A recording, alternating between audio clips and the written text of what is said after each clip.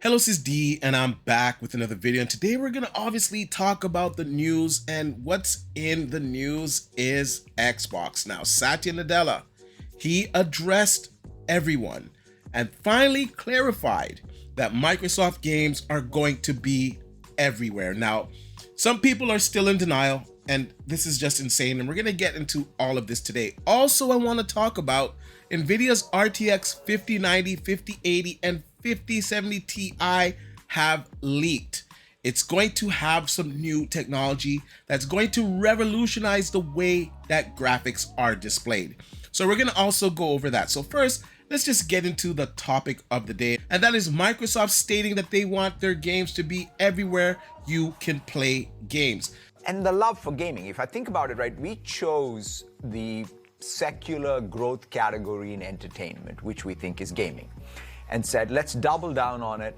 And it's been a passion for Microsoft ever since. In fact, I think Flight Simulator launched before Windows or Office even. And so it's like one of the longest franchises in this company. And so we said, let's take that joy of gaming everywhere, and that's why even these ads with Xbox Now, where we are redefining what it means to be an Xbox fan, it's about being able to enjoy Xbox on all your devices. So our strategy with Activision content now is in full force. We feel fantastic about the progress we've made, and more importantly, I think on long term, as a company, we can bring the best of AI innovation, cloud innovation, console innovation, PC innovation to build the best games that can be enjoyed by gamers everywhere.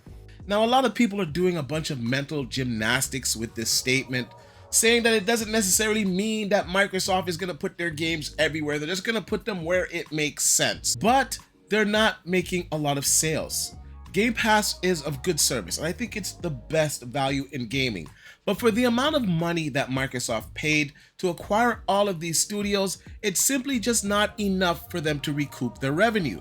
So slowly they've been testing the waters, putting their games on different platforms, and they've been getting a good result. In fact, they've been getting a great result. Now, I'm gonna be honest here, a lot of Xbox gamers are not truly supporting the Xbox brand in buying games. They're getting their game fix on Game Pass, and I don't blame them because it is such a good value and Microsoft has pushed this. However, they didn't sell enough consoles this generation. They're outsold almost 2-to-1 in the States, 4-to-1 in other regions, and I'm gonna repeat this a few times to get the point across. They just haven't sold enough Xbox consoles for it to be sustainable just on the Xbox platform. But like I said, the truth of the matter is they're not selling enough games. Now, when they're releasing these games on PlayStation, they're selling well. When they're releasing these games on Nintendo, they're selling well. It started off with 1 game, it started off with 2 games, it started off with 4 games. And when they got to the point of 4 games, Phil Spencer said, this doesn't mean that Indiana Jones or Starfield is gonna come to the PlayStation. Boom. We see that Indiana Jones is coming to the PlayStation. We just got an announcement the other day that The Outer Worlds 2 is coming to the PlayStation. We've known for quite some time that Starfield is coming to the PlayStation, as well as Forza Horizon 5. Now, these are core games of Microsoft. I would say Starfield is not really a core game because it's a Bethesda game, and they did acquire Bethesda. But Forza Horizon 5, when that appears on the PlayStation, that is a big deal. That is a core Xbox game. We're hearing that Fable is going to be coming to the PlayStation. Like, they're actually talking about this right now. So when everybody is saying that this is not happening and, you know, we're overreacting and the console market is changing, the console market is changing for who? It's changing for Xbox. PlayStation, their market is the highest it's ever been, or at least close to the highest that it's ever been. They have sold 65 million PlayStation 5s. They were so successful that they were able to release a PlayStation 5 Pro version of the console so that you can play your PlayStation and console games at a higher fidelity. That's how successful they were. Nintendo, the Switch is selling like crazy. It's outsold the Xbox, I don't know by how many times, but it is leading the generation in sales. Xbox is a distant third, so they have to change their model. They see the success of Nintendo, they see the success of the PlayStation platform. it makes sense for them to put their games on there. I'm not saying it doesn't make sense to do it. My argument is that by doing this, it's very short-sighted. Yes, you're gonna make some money. And I think in the long run, yes, Microsoft Xbox is going to make more money. But it's going to come at the cost of the console. Nobody can tell me otherwise. If you can get these Xbox games on the PlayStation 5, on the PlayStation 6, what is the point of getting it on the Xbox? You're gonna have more games, more exclusives if you go to the PlayStation platform. You're gonna get their exclusives as well as Xbox exclusives. PlayStation exclusives are not going to Xbox. And even in the future, if maybe one came because of a licensing deal, it's not going to be the entire catalog of PlayStation games coming to Xbox. So that is less of a reason to own an Xbox. We have the 5090, which I'm going to talk about a little bit later on, coming out next year. We have the 5080, 5070 Ti, 5070, 5060 that will all perform better than the current generation Xbox. And that being on PC just by default, you are able to play all of Xbox's games day and date at a higher fidelity. You have Game Pass PC, which is actually cheaper than Game Pass console. You have games that are on Game Pass PC that are not available on the console. You do not have to pay for online. Now, I will admit the price to entry to PC is a lot more than console. But once again, these are more options, and this is less of a reason to own an Xbox. Now, I'm not saying they're not making a next generation Xbox. They are. And from what I'm hearing, it's going to be very powerful. But it's going to be an afterthought. It's going to be treated as an option.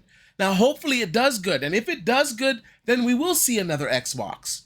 But with the console not having true exclusives, with its exclusives going to other platforms, some of them day and date, some of them 6 months later, nonetheless, they're going to have less exclusives overall on their platform compared to Nintendo, compared to PlayStation.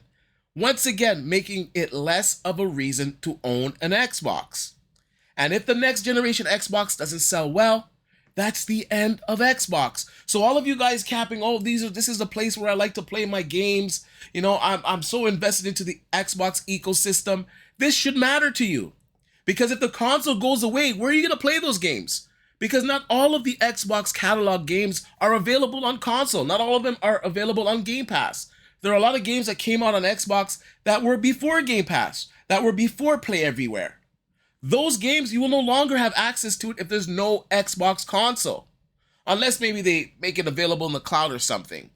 But if there's no next generation console, it's going to just become like an antique where, you know, I'm dusting off my Xbox One to play some old game, which I really don't need to do because I can play those games on my current generation Xbox right now. But once again, if they stop making consoles, say goodbye to at least half of your catalog. So it should matter to Xbox gamers. Now, I've been saying it for quite some time. Xbox is PC. Microsoft, Xbox say that PC is Xbox. And I'm telling you guys, if you want to play the Xbox games with the best fidelity and to have access to all of the PC games, and to be honest with you, this is what I think is also awesome about PC, is that PlayStation games will make an appearance there. Now, people are saying, well, why are you not saying the same thing about PlayStation, how you talk about Xbox to migrate over to PC? Now, PlayStation games on PC, you have to wait like a year and a half, 2 years to play that game. That is a long time to wait to play that game. And a lot of hype dies down for the game when you're waiting so long. Now, their first initial batch that came out, they released them, they did well, because people were jonesing for them. This second batch of games didn't do as well because it took too long to release them. Now it looks like they're going to release them a year to a year and a half. Hopefully they get to the point where it's 6 months, so it's less of an impact on the sales. But a lot of gamers get FOMO and they want to play the games when they come out. And also PC and console gamers are two separate gamers. Now, if I want to experience a PC-like experience, I can enjoy it on a PlayStation 5 Pro. Sony has given us that option. Microsoft has not given you that option. You either play on the Xbox Series X or you spend the money and play on PC. I feel that PlayStation is treating their console gamers better than Microsoft at this point. The PlayStation subscription service has so many good games in it. I could go off on how many games they've released this year, but if you're on the platform, you already know this. They are releasing great games over there. And I'm not saying that Game Pass is not releasing great games, fantastic games, AAA games, day and date. But once again, those games, you will be able to get them on other platforms at a certain point in time. And I just think it's just not good for the console's future. It's not that I'm so against Xbox. I'm against the direction. I don't think this is the way for the console to go forward. I don't think this is viable. And I think there's a strong possibility that the next generation Xbox could be the last. And if you don't agree with that, that's fine. But you have to admit that that can be a reality. And a lot of these guys, they are just in denial. They can't admit this. It's unbelievable. Now, I'm going to pull this up right here real quick. And I'm not calling him out. I'm just kind of using it as an example. Now, Hunter, he posted this in 2023. He said the Outer Worlds 2 may be coming to the PlayStation 5, according to a newly posted job posting. Now, Clute said 0.000% chance. Stop hyping people based on nothing and prevent future outrage. And what happened? It was announced for the PlayStation 5. Now, this guy, I've seen him all over X, and he's in denial.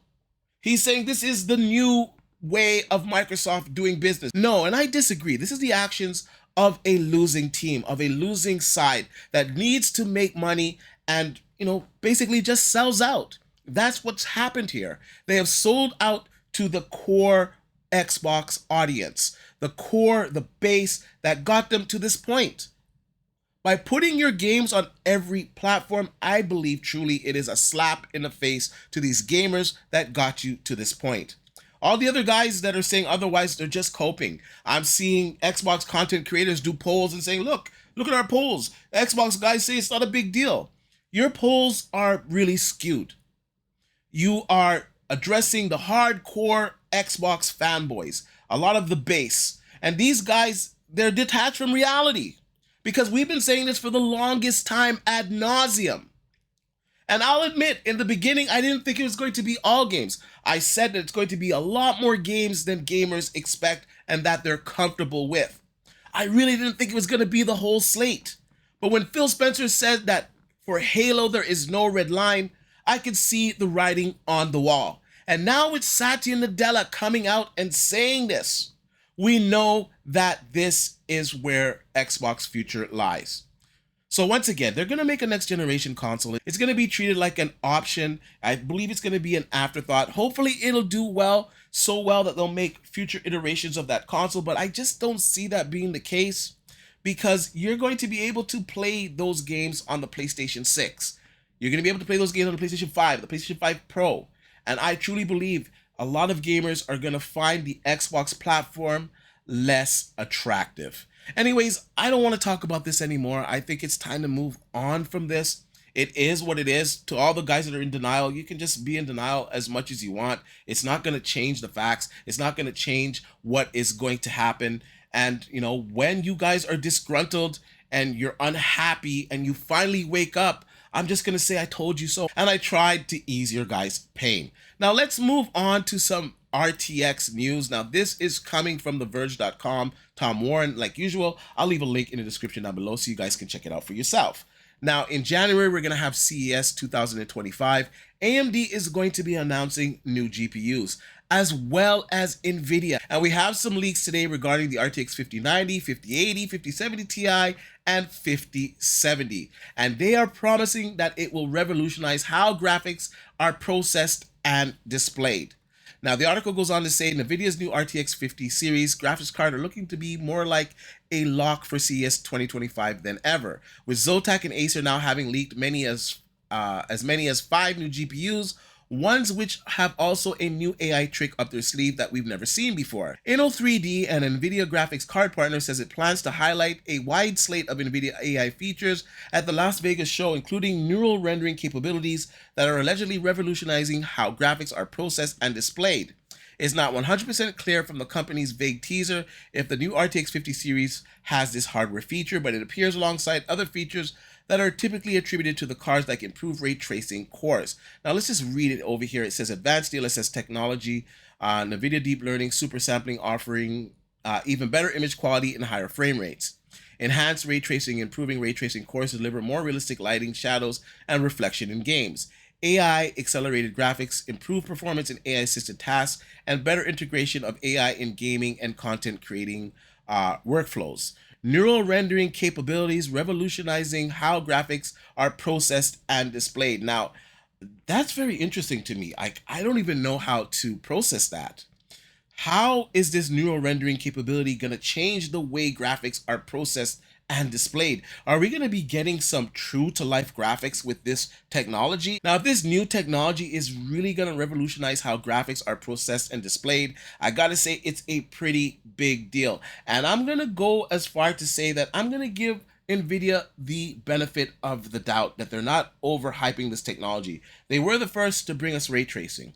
They were the first to bring us machine learning AI, and it looks like now they're going to be the first to bring us neural rendering capabilities. Now it goes on to say AI enhanced power efficiency, more power efficient, using AI to optimize power consumption and thermal management. Improved AI-driven upscaling beyond gaming, enhancing AI upscaling benefits for content creators, offering better quality when scaling from video content.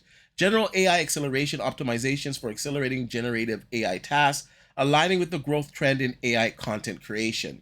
So you're going to be able to use this for content creation. That's going to be pretty cool. Maybe we can make some AI generated images, videos. Now the AI enhanced power efficiency, that looks like maybe AI is going to be used to overclock your GPU. And I think that's going to be very handy. Now, a lot of gamers, they don't know how to overclock their GPUs. And to be honest with you, most gamers, they just don't. They just put their computer on, they just leave the graphics card the way it is, and they just run their games. But if you overclock your GPU and you have a good sample or good silicon, you can really get a lot more performance out of that GPU than just leaving it as stock. So this is going to be very, very interesting. Now, the article goes on to say that perhaps we'll see higher image quality and faster frame rates that are even possible, and the announcement of DLSS 4.0. As far as the cards themselves, video cards struck gold, seeking out an online retailer leak this week, discovering that both Acer and Zotac had accidentally confirmed the existence of both RTX 5090 with an unprecedented